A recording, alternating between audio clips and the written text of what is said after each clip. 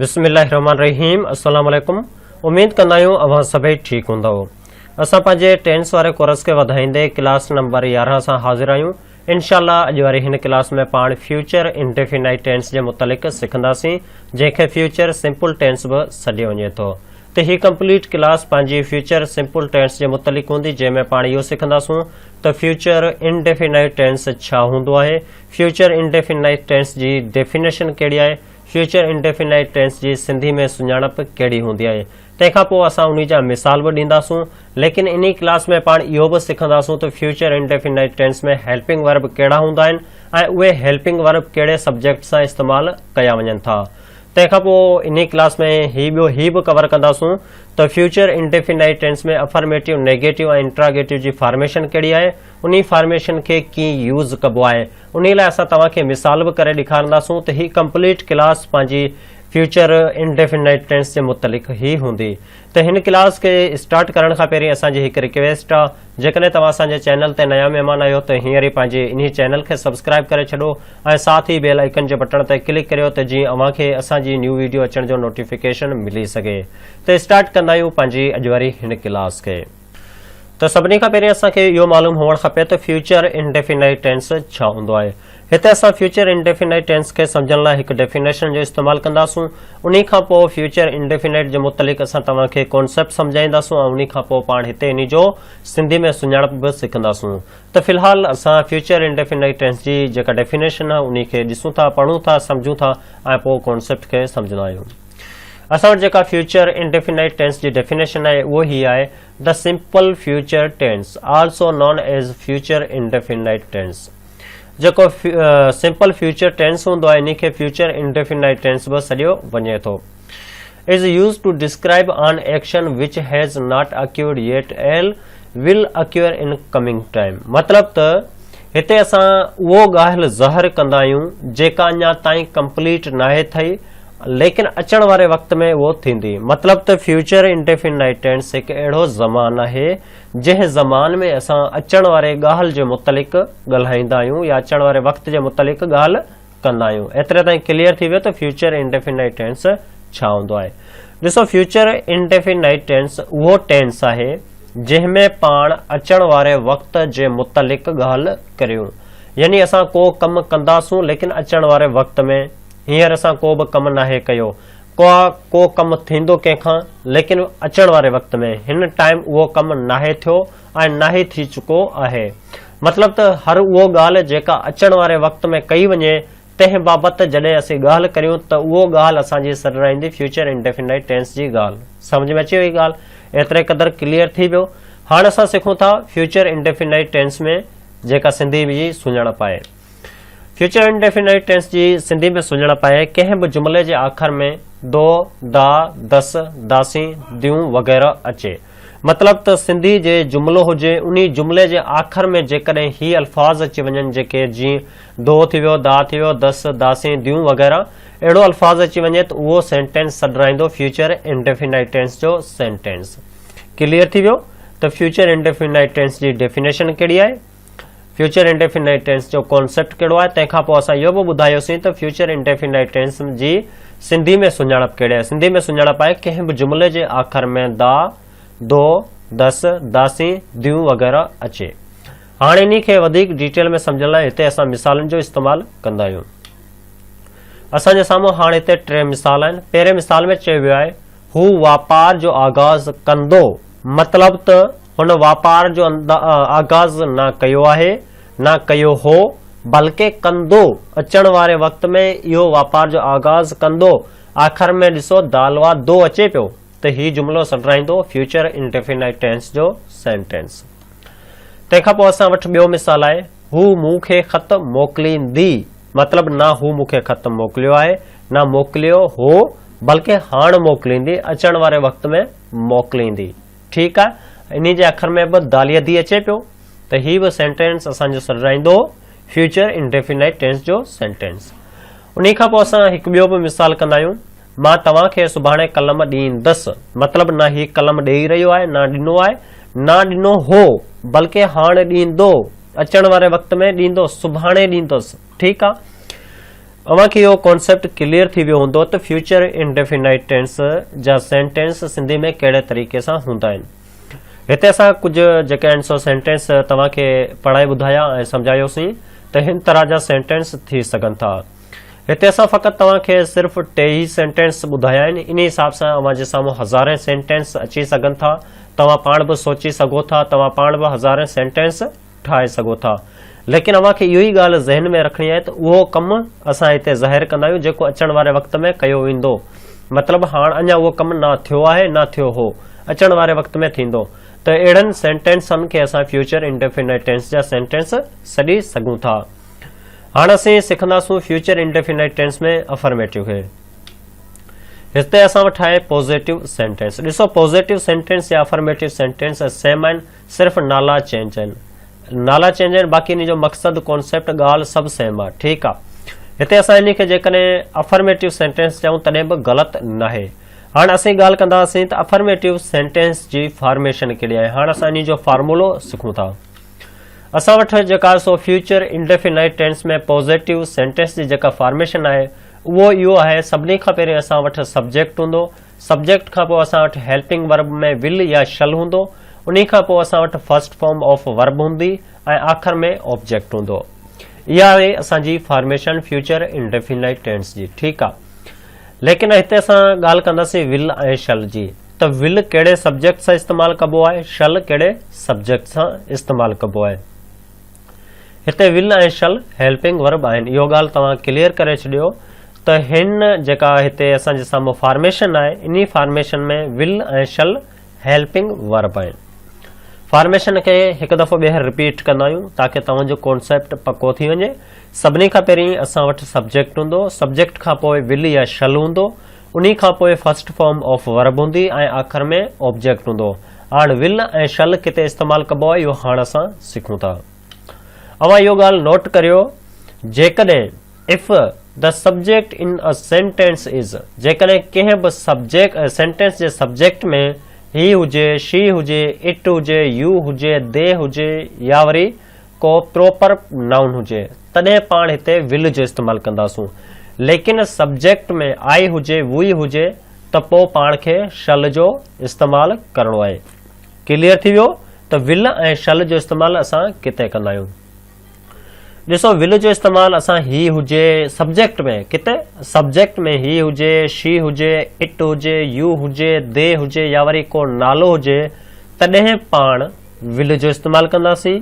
लेकिन सब्जेक्ट में जेकॾहिं आई हुजे, वही हुजे त पाण खे शल जो इस्तेमालु करणो आहे। वधीक इन खे मिसालनि में इन हेल्पिंग वर्ब खे बि यूज़ करणु सिखंदा आहियूं ऐं जेका हीअ फॉर्मेशन आहे इन खे बि इस्तेमालु करणु सिखूं था।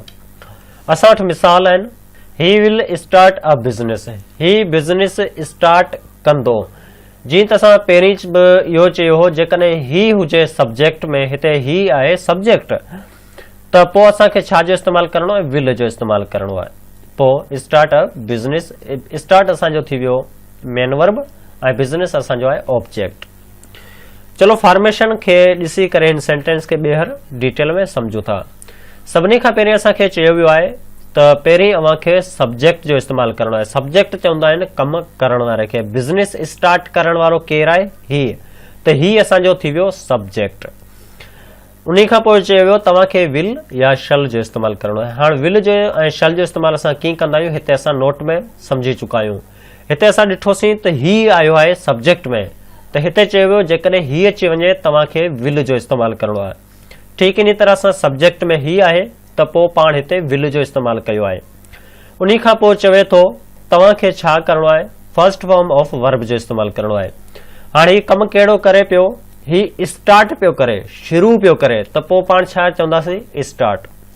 लेकिन स्टार्ट छा पियो करे, बिज़नेस पियो करे, त बिज़नेस असांजो सॾाईंदो ऑब्जेक्ट। उमीद कंदा आहियूं तव्हांखे फॉर्मेशन जो इस्तेमालु बि अची वियो हूंदो। उन्ही खां पोइ असां वटि ॿियो मिसाल आहे, she will send me a letter, ही मूंखे हिकु ख़त मोकिलींदी। हिते बि ॾिसो असां पहिरीं सब्जेक्ट जो इस्तेमालु कयो आहे त ख़त मोकिलण वारी केरु आहे, शी आहे ऐं हिते असां शी जो इस्तेमालु कयोसीं। तंहिंखां पोइ चयो आहे विल या शल जो इस्तेमालु कजो। अगरि सब्जेक्ट में शी अची वियो त पाण खे छा करणो आहे, विल जो इस्तेमालु करणो आहे। उन्हीं खां पोइ छा कंदी, मोकिलींदी। मोकिलण खे पाण अंग्रेज़ी में छा चवंदा आहियूं, सेंड। ऑब्जेक्ट छा आहे, मी अ लेटर। लेटर असांजो सॾाईंदो ऑब्जेक्ट। उम्मीद कंदा आहियूं तव्हांखे इहो क्लियर थी वेंदो आहे। ठीक इन तरह सां असांजे साम्हूं हिते ॿिया बि मिसाल आहिनि, जीअं I shall give you a pen tomorrow, ऐं सुभाणे तोखे पेन ॾींदसि। उन हिसाब सां हेठि ॿिया बि मिसाल आहिनि, जीअं students will take exam at the end of semester, they will buy a new car. एतिरे ताईं तव्हांजो क्लियर थी वियो। ॾिसो, पॉज़िटिव सेंटेंस खे ठाहिण लाइ असां फॉर्मेशन जो इस्तेमालु कंदा आहियूं, जेका हीअ आहे। उन्हीं खां पोइ हिन फॉर्मेशन में विल ऐं शल जो इस्तेमालु किथे कबो आहे, कहिड़े सब्जेक्ट सां कबो आहे, उन लाइ असां हिते नोट खे पढ़ियोसीं।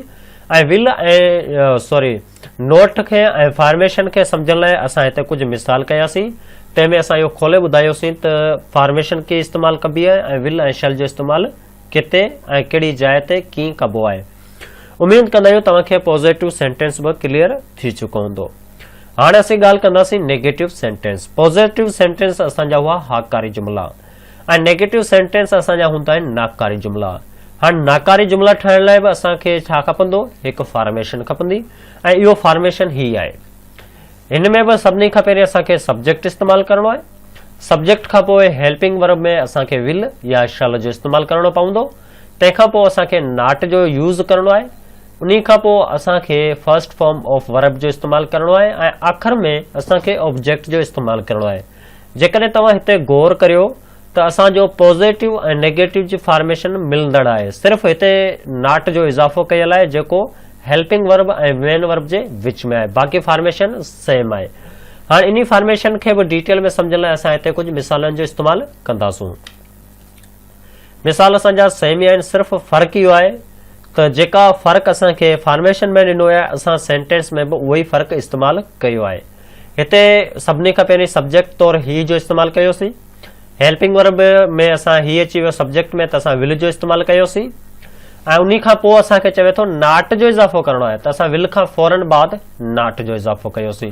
बाक़ी मेन वर्ब जी जेका फर्स्ट फॉर्म हुई सेम रखीसीं ऐं लास्ट में ऑब्जेक्ट ॾिनोसीं। हिते तव्हांखे इहो कॉन्सेप्ट क्लियर थी वियो हूंदो त नेगेटिव फॉर्मेशन में असांखे सिर्फ़ु नॉट जो इज़ाफ़ो करणो आहे, जेको असां विल ऐं हेल्पिंग वर्ब ऐं मेन वर्ब जे विच में कंदा आहियूं। ठीकु इन तरह सां ही ॿिया मिसाल बि ॾिसो असां पढ़ंदा आहियूं, इन में बि इहो ई सेम रूल फॉलो कयो वियो आहे। जीअं त she will not send me a letter, हिते बि ॾिसो हेल्पिंग वर्ब ऐं मेन वर्ब जे विच में असां नॉट जो इज़ाफ़ो कयो आहे। बाक़ी सेंटेंस असांजो सेम आहे। I shall not give you a pen tomorrow, हिते बि सेम उहो ई रूल फॉलो कयो वियो आहे। हेल्पिंग वर्ब ऐं मेन वर्ब जे विच में नॉट जो इज़ाफ़ो कयो वियो आहे। They will not buy a new car, the pattern of exam will not change next year. उम्मीद कंदा आहियूं तव्हांखे नेगेटिव सेंटेंस बि समझ अची चुको हूंदो। ॾिसो, नेगेटिव लाइ जेका फॉर्मेशन आहे उहो अफर्मेटिव सां मिले थी। असां सिर्फ़ु नेगेटिव जी फॉर्मेशन नॉट जो इज़ाफ़ो कंदा आहियूं, जेको असां हेल्पिंग वर्ब ऐं मेन वर्ब जे विच में कंदा आहियूं। ॿियो किथे बि नाहे करणो। उम्मीद कंदा आहियूं तव्हांखे हाणे नेगेटिव बि समझ अची चुको हूंदो। ॾिसो, तव्हांखे कॉन्सेप्ट कोन पियो समझ अचे या वरी तव्हां खां का पॉइंट क्लियर न पई थिए त उन लाइ असांखे कमेंट करियो। इनशाला असां उन लाइ बि हिकु वीडियो ठाहींदासीं। जेकॾहिं उन साॻी टॉपिक ते कुझु शागिर्दनि जो कमेंट अची वियो सेम ई प्रॉब्लम ते, त असां उन लाइ बि हिकु लेसन ठाहींदासीं, लेक्चर ठाहींदासीं ऐं तव्हांजी उहो पॉइंट बि क्लियर कंदासूं। ऐं उम्मीद कंदा आहियूं तव्हांखे हाणे इहो नेगेटिव क्लियर थी वियो हूंदो। हाणे असांजे साम्हूं लास्ट टॉपिक आहे, जेको आहे इंट्रोगेटिव सेंटेंस। इंट्रोगेटिव सेंटेंस असीं सॾींदा आहियूं सवालिया जुमिलनि खे। इहे बि जुमिला हिकु फॉर्मेशन जे बेस ते ठहंदा आहिनि। उहो फॉर्मेशन ही आहे। ॾिसो, ही फॉर्मेशन आहे फ्यूचर सिंपल टेंस जी। हिनमें असां इंट्रोगेटिव सेंटेंस ठाहिण लाइ छा कंदा आहियूं, हिते सभिनी खां पहिरीं पाण विल या शल जो इस्तेमालु कंदा आहियूं, जेके असांजा हेल्पिंग वर्ब आहिनि। उन खां पोइ असां सब्जेक्ट जो इस्तेमालु कंदासीं। सब्जेक्ट जे इस्तेमाल खां पोइ असां फर्स्ट फॉर्म ऑफ वर्ब जो इस्तेमालु कंदासीं ऐं आख़िर में ऑब्जेक्ट जो इस्तेमालु करे क्वेश्चन मार्क ॾींदासूं। क्लियर थी वियो त इंट्रोगेटिव सेंटेंस जी फॉर्मेशन कहिड़ी आहे। इहो फॉर्मेशन आहे, सभिनी खां पहिरीं पाण हेल्पिंग वर्ब इस्तेमालु कंदासीं, जेको असां वटि विल या शल आहे। उन खां पोइ असां सब्जेक्ट जो इस्तेमालु कंदासीं। तंहिंखां पोइ असां मेन वर्ब जी फर्स्ट फॉर्म यूज़ कंदासूं ऐं आख़िर में ऑब्जेक्ट जो इस्तेमालु करे क्वेश्चन मार्क जो यूज़ कंदासूं।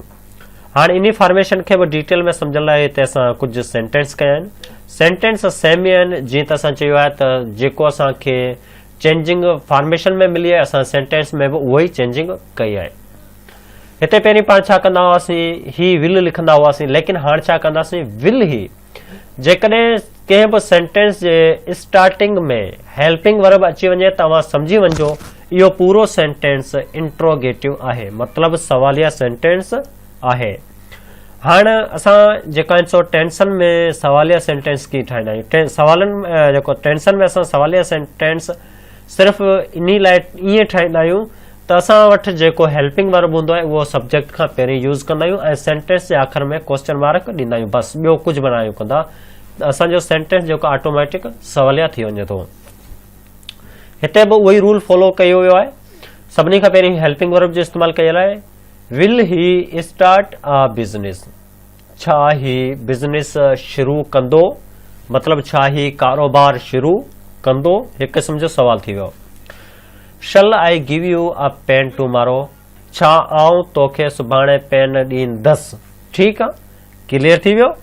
उन खां पोइ असां वटि आहे will student take exams at the end of semester, छा शागिर्द सेमिस्टर जे आख़िर में पेपर ॾींदा, क्लियर थी वियो। हाणे हिते नोट करियो त सभु सवाल ई ठहनि पिया।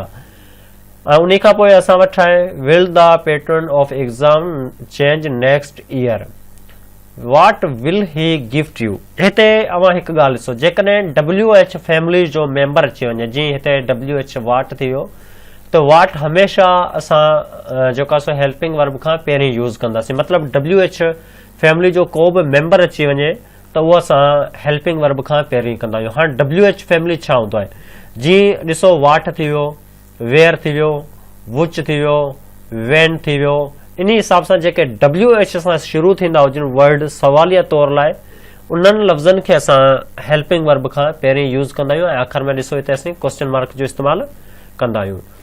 उमेद कंदा आहियूं त अॼु वारी जेका क्लास हुई फ्यूचर इंडेफिनाइट टेंस जे मुतलिक़ उहो तव्हांखे पसंदि आई हूंदी ऐं सम्झ बि आई हूंदी।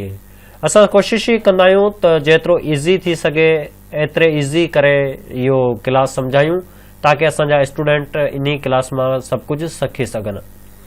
इनशाला हाणे असां तव्हांजी ख़िदमत में फ्यूचर कंटिन्यूअस टेंस सां मुलाक़ात कंदासूं। तेसीं ताईं असांखे ॾियो इजाज़त। अल्लाह निगहबान।